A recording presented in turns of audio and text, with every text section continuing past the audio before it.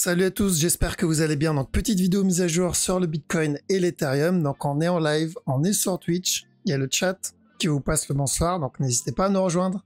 Vous avez le lien du Twitch dans la description sous la vidéo. Pareil pour Twitter, si vous voulez être prévenu quand je suis en live ou des fois je fais des petites mises à jour, comme pour lundi, hein, j'ai pas pu faire de vidéo, mais j'ai fait une petite mise à jour par rapport à la structure. Je le fais directement sur Twitter, ok? Gros merci à la communauté Twitch. Merci les amis. Franchement, ça fait vraiment plaisir d'être là avec vous. Et à la communauté YouTube aussi. Merci pour votre temps. Merci pour les likes, les commentaires. Je vous mets le petit warning. Et let's go.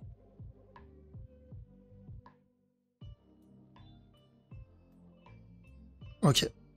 Alors j'espère qu'il n'y a pas eu le petit message, le même là derrière.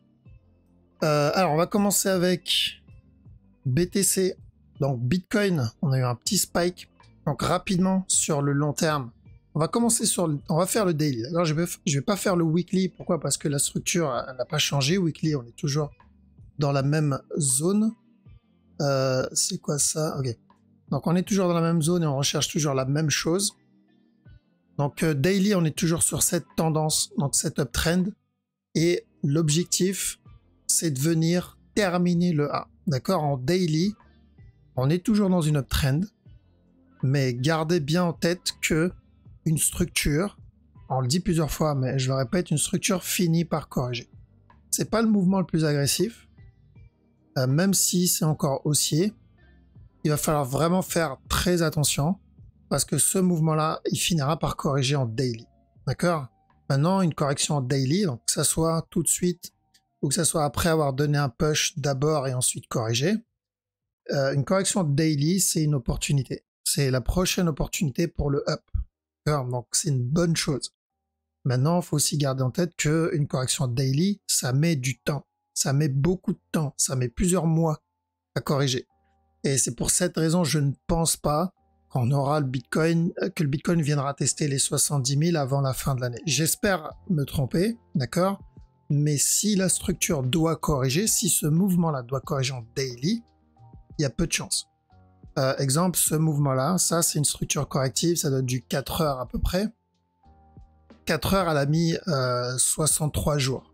D'accord? Et c'est du 4 heures, c'est même pas du daily. Daily, ça met beaucoup de temps. Genre, la structure qu'on a eu ici en 2020, je crois, ou 2019, c'était du daily. Pareil, ça a mis plusieurs mois. Donc, gardez ça en tête. Maintenant, ça c'est daily. Ça ne veut pas dire qu'en 4 heures, on ne peut pas avoir encore une continuation.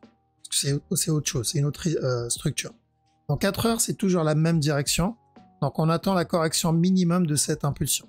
Donc on a eu le up, on a eu le pullback ici, on a eu un up ici. Maintenant j'attends un pullback ici et ensuite au moins un dernier push. Donc faites très attention à la cassure du top parce que à chaque nouveau plus haut, on risque un retournement, que ça soit pour un futur running. D'accord? Et ensuite encore un push ou pour le départ de cette structure corrective daily que je vous ai montré précédemment. D'accord? Donc, on fait très attention. Donc, ça veut dire qu'en 4 heures, j'attends toujours la même chose, c'est-à-dire la correction. Une fois la correction terminée, why not? Pour au moins un dernier push. D'accord? Donc, une bonne opportunité pour la structure 4 heures. Mais c'est du 4 heures, ok? En 1 heure, on l'avait vu dans les précédentes vidéos, je vous ai dit de faire attention, donc ça peut être un B ici, il casse pas stop, ensuite un drop ici, d'accord? Pour venir valider un plus gros B, ensuite un up, et why not une continuation.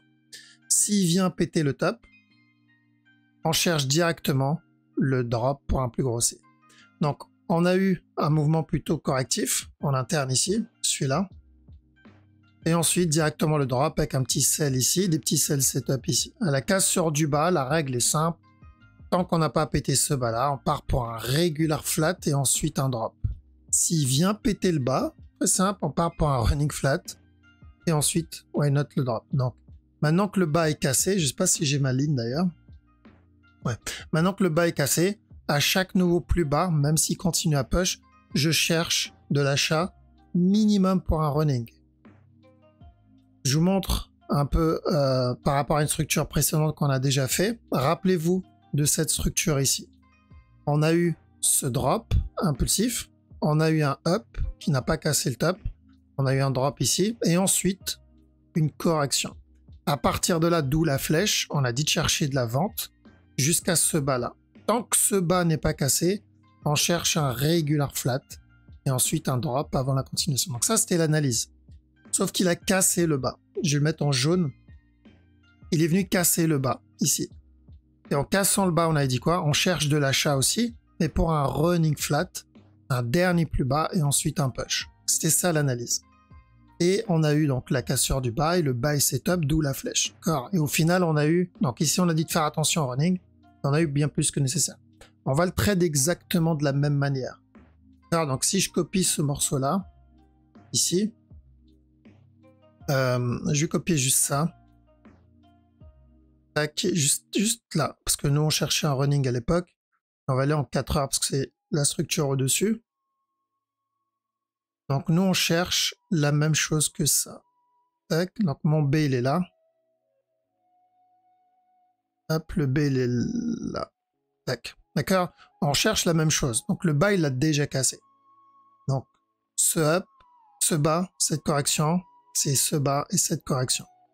Le C, il vient péter le bas précédent, il vient péter le bas précédent. On cherche des buy, setup. On cherche des buy, setup. Et on fera attention ici au cas où il donne un running. Si c'est un running, il viendra donner encore un nouveau plus bas avant le retournement. S'il explose, bon bah là, on verra à ce moment-là. D'accord?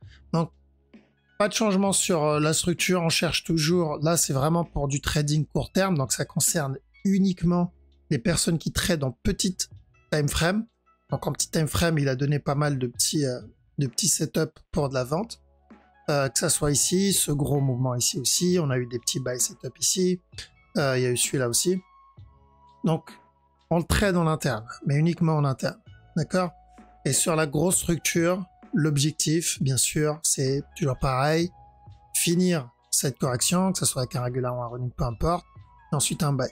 Donc, on me demande souvent, tu attends quoi comme prix? J'aime pas trop donner les prix parce que ça permet aux petits ratons de sortir leur tanière pour me dire le petit haha, finalement, ça n'a pas été touché. Mais ma zone est toujours la même, d'accord? C'est à peu près dans cette zone-là, les 25 000, comme je l'ai dit la dernière fois. Donc, c'est plus une zone, ok? Comme pour les 30 000, rappelez-vous, je vous ai dit, je cherche la vente dans la zone des 30 000. Mais il peut très bien juste corriger ici, donner un running, drop, sans toucher les 25 000 et monter. Donc, gardez bien ça. Mais moi, ce que je veux, c'est ça. Pourquoi? Ce serait une bonne zone d'achat pour moi. Mais c'est personnel. Donc, c'est la zone où je vais commencer à acheter, mais gardez juste en tête qu'on veut une correction, peu importe le type de correction qu'on va avoir, et ensuite encore un push. Et pour ETH, donc pareil, c'est correctif, on va pas s'attarder sur le gros move, mais rapidement sur le 4 heures. Donc l'objectif ici, c'est revenir péter ce bas là. Pour moi, c'est correctif. D'accord? Ça peut être pour un plus gros flat. Ici, pour encore un push, c'est possible. À savoir que si Bitcoin valide lui aussi la correction et le dernier top, lui il peut faire ça. Le danger avec ETH, c'est le plus gros regular flat, c'est celui-là. C'est celui-là.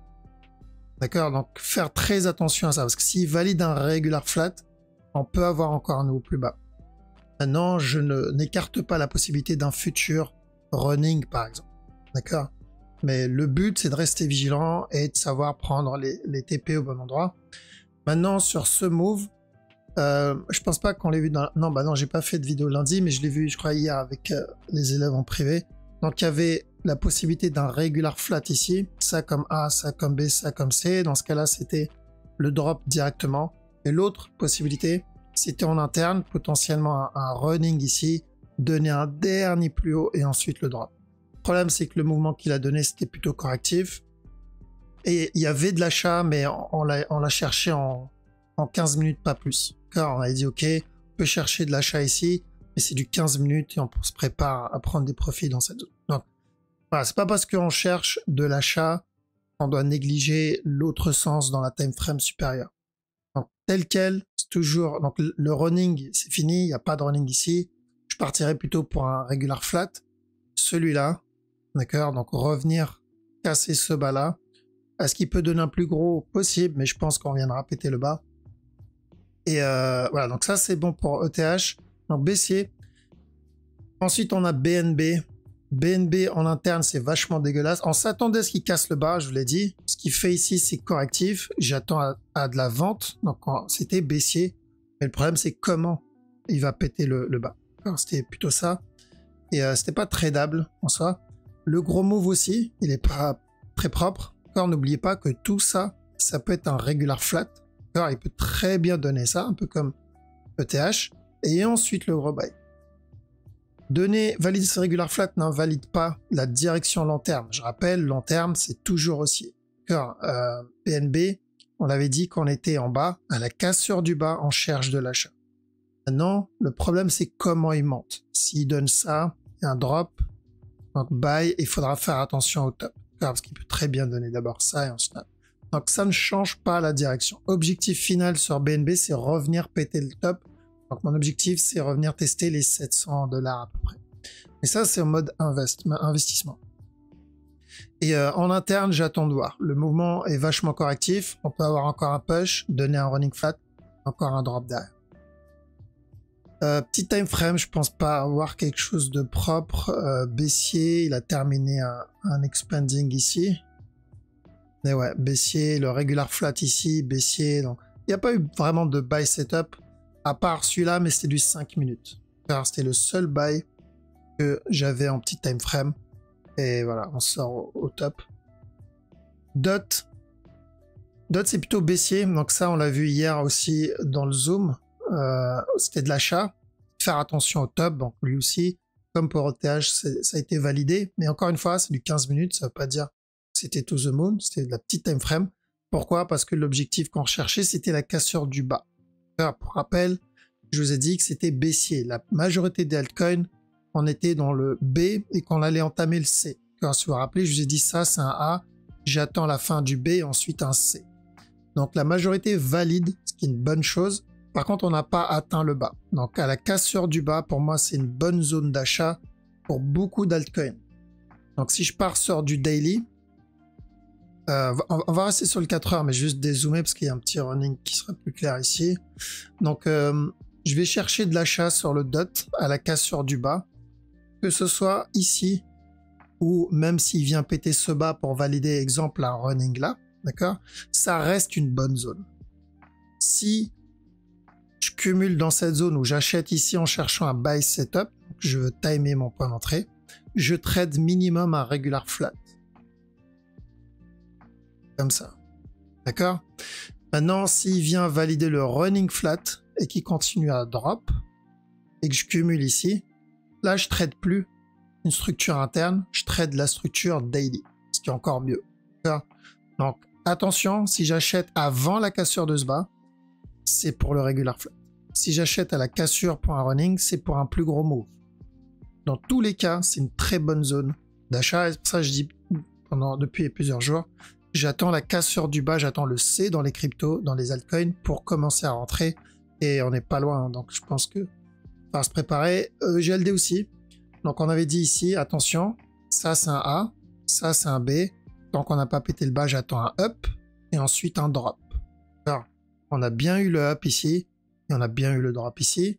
Donc l'objectif, bien sûr, est toujours le même, c'est revenir tester ce bas-là pour valider la structure daily.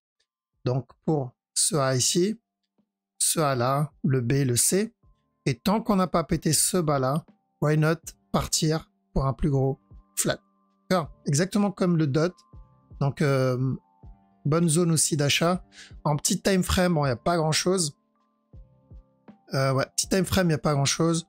Le mouvement reste plutôt correctif. Donc, même s'il vient péter le top, voilà, c'est pas le meilleur buy qu'on va voir.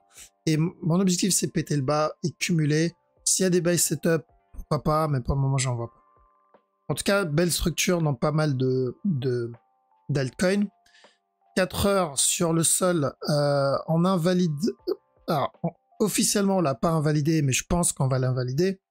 le running flat. Rappelez-vous, je vous ai dit, il y a deux possibilités ici. C'est où il vient valider directement le gros move, ça comme A, ça comme B, et venir donner le C comme le dot, et ensuite le gros buy. Ça, c'est ce que je veux sur la plus grosse time frame, donc ma zone d'achat, comme pour le dot aussi.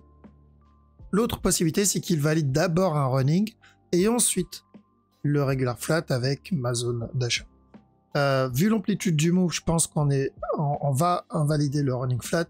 Attention en interne pour ce A, venir donner le B, donc il a donné un petit sell setup ici. On pourrait avoir encore un push et encore un drop derrière. D'accord, donc attention à ce running ici en interne. Même s'il pump dans les prochaines heures ou jours, ça peut être juste le C du running.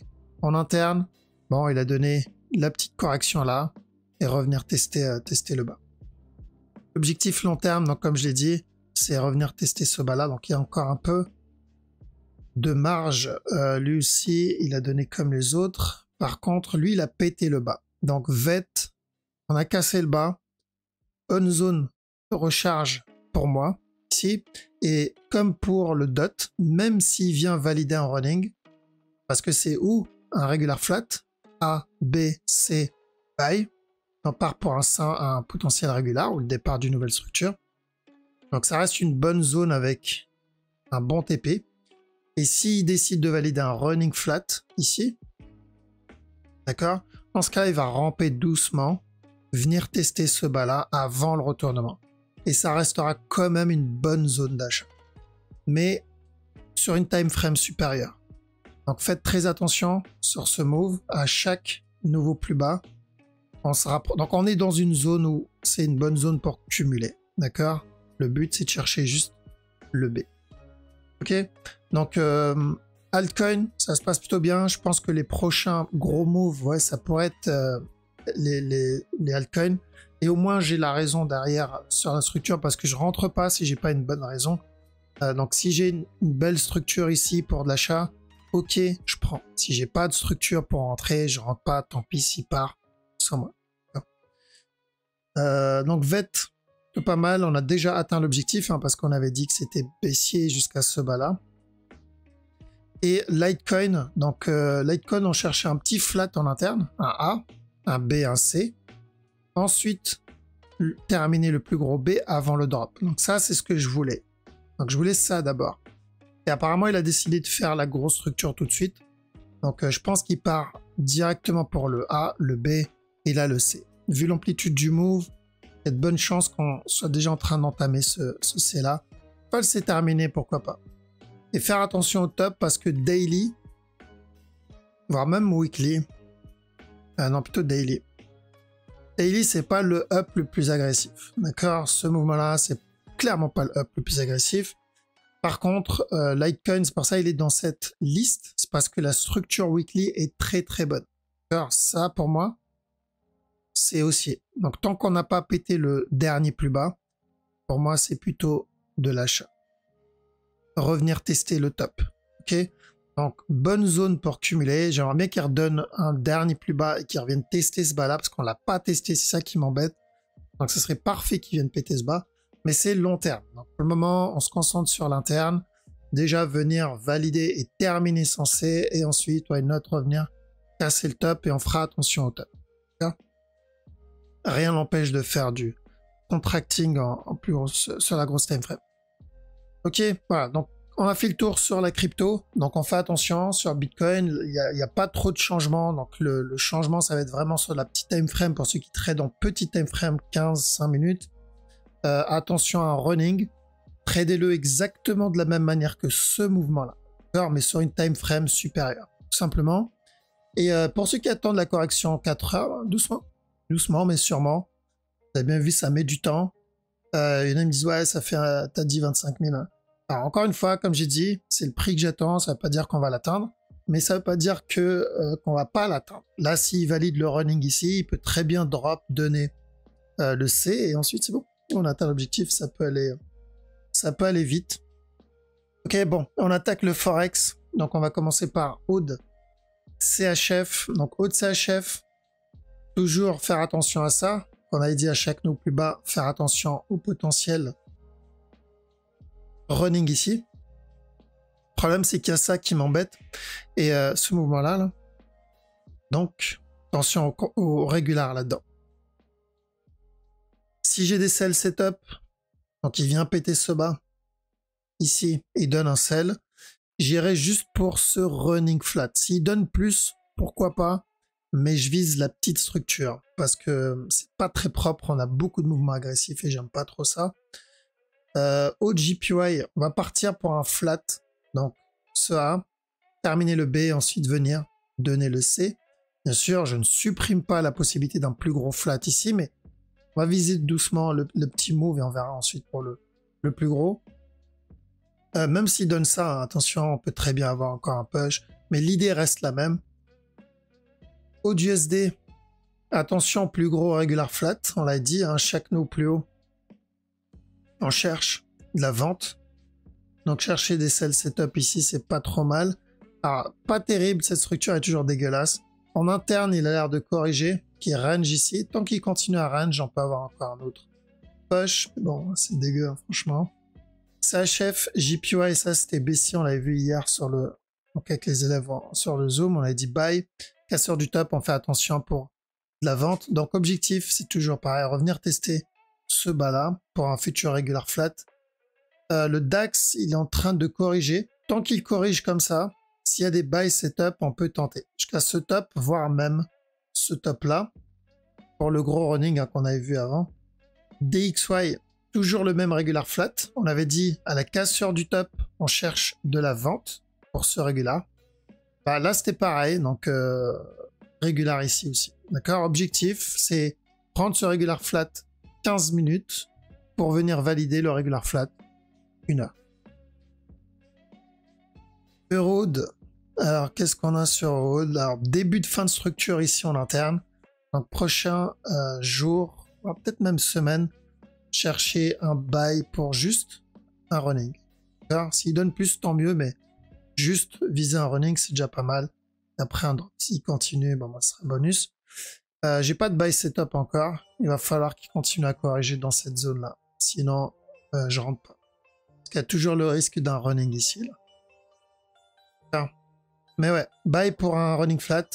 Alors, juste rapidement, parce qu'on l'avait pas vu, on l'a vu hier, mais pas sur YouTube. Donc, ceux qui ont pris le sell qu'on avait annoncé, on a dit attention au petit regular flat ici. Bien prendre des TP dans cette zone, parce qu'on peut être sur un plus gros regular. Sur la time frame supérieure, je crois que c'est daily. On peut être sur un plus gros regular flat ici, d'accord? Parce qu'à chaque nœud plus bas, tant qu'on n'a pas pété celui-là, on va avoir encore un up et ensuite le drop. Donc TP sur ce regular flat, c'est important. Euro JPY. Alors qu'est-ce qu'on a sur celui-là? On part pour une correction aussi, d'accord? Ça. Et là, ok, là ça peut être intéressant pour chercher de la vente. Ici c'est risqué, on risque le running. Euro NZD plutôt baissier. L'objectif c'est un running flat, on en avait déjà parlé. Donc celui-là il semble correctif. Donc au moins ce mouvement-là. D'accord? Parce que si c'est pas le running qu'on avait pris en interne et plutôt celui-là, on le verra drop doucement et ensuite redonner encore un nouveau plus haut. Donc c'est ce qu'on va viser. Euro USD. Alors on se rapproche d'une fin de structure, mais je serais pas étonné de le voir donner encore un autre push, mais faites très attention à chaque nouveau plus haut. On risque la correction du up qui vient de donner, donc la correction de ce mouvement-là, ou juste un simple B, et ensuite la continuation, ou un running.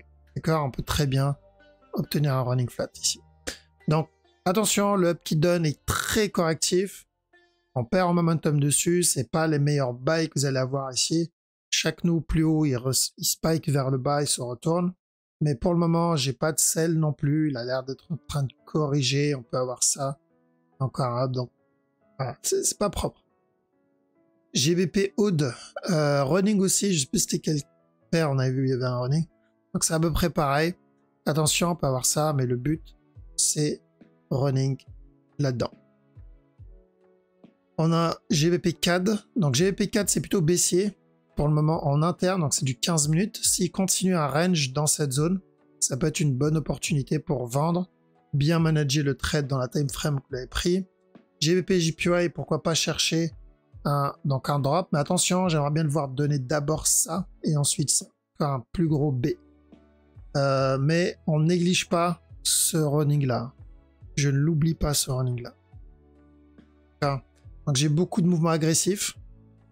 Et ici, casser le top, drop derrière, ça serait parfait. D'accord? Et là, pourquoi pas partir pour le plus gros flat. Gardez bien en tête le running parce que c'est ce qu'on cherchait au départ. On avait dit à la cassure de stop, drop et ensuite push. Donc c'est toujours une possibilité. GBP NZD, le gros running ici, celui qu'on cherchait aussi. On avait dit à chaque no plus on cherche un drop et ensuite un up. C'est toujours possible. Car j'écarte pas ce running là pour le moment. GBP USD, bon, on n'a pas grand chose dessus. On avait vu hier vite fait, c'était un buy jusqu'à ce top. C'est fait. Maintenant, attention, tant qu'on n'a pas pété ce bas, ici, on peut avoir donc un drop et encore un push. On va avoir un petit running ici. Là.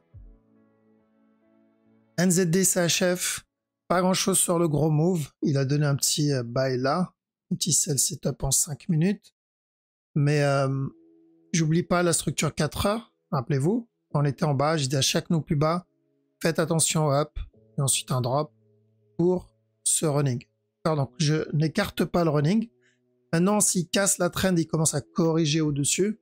Comme ça, bon, il y a peu de chances pour que le running se valide. Mais pour le moment, c'est toujours possible. Et on n'oublie pas ce mouvement-là qui est tout seul. Et ça pourrait être un piège. Donc, running déjà pour le moment. NZD USD regular flat, le même que depuis un petit moment déjà, ça met du temps. On est venu péter stop tant qu'on n'a pas cassé celui-là. Si j'ai des sell setup, je cherche de la vente jusqu'à ce bas-là. Donc bien attendre un setup parce qu'on est dans une tendance haussière. C'est toujours haussier pour le moment. Donc l'idéal c'est qu'il drop, corrige. Et là pourquoi pas chercher de la vente. C'était pas la structure la plus propre, clairement, elle était même infecte. Mais bon. À surveiller, USD JPY, donc un peu comme Aude JPY. Faire attention à avoir des puces l'internes.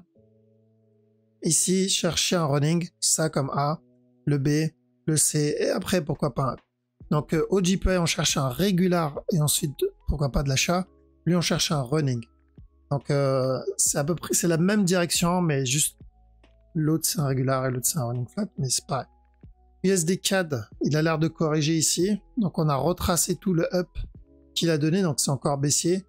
Le contracting, il y a peu de chances qu'on obtienne le contracting. Donc je vous ai dit, s'il revient corriger ou retracer tout le up qu'il a donné, c'est qu'il y a de bonnes chances qu'on vienne terminer notre régular flat de base.